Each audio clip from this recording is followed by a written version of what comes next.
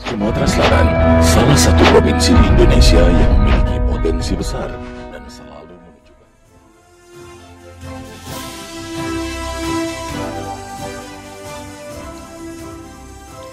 Melalui pencaksilat, bangun karakter kalangan pemuda desa. Kegemarannya berlatih ilmu bela diri tradisional pencaksilat sejak usia 14 tahun mengantarkan Apriansyah Esos meraih prestasi hingga tingkat nasional. Sebut saja, juara 1 di 2 nomor sekaligus tunggal putra dan ganda putra pada kejuaraan pencaksilat PSHT Perwapus Banten tahun 2022. Juara 1 seni perseorangan putra di kejuaraan pencaksilat PSHT Cup Sesumsel, juara 1 PSHT Cup Lampung, juara 2 Pekan Kreativitas Mahasiswa se-Sumatera, dan sederet prestasi lainnya. Bungsu dari 4 bersaudara ini ingin seni budaya pencaksilat menjadi tuan di negeri sendiri.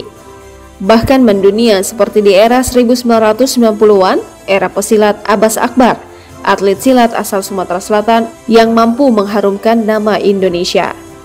Pemuda kelahiran Desa Singapura, Kecamatan Semi Dangaji, Kabupaten Ogan Komering Ulu, 14 April 1998 ini juga peduli kepada kesehatan fisik dan mental kalangan anak muda di wilayah Semi Dangaji.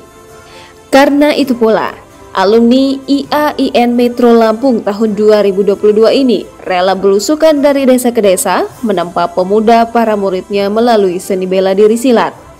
Melalui silat, Apriansyah membangun karakter para murid yang kini mencapai 500 orang, memberi pemahaman tentang tanggung jawab terhadap diri dan negara dengan melakukan kegiatan positif.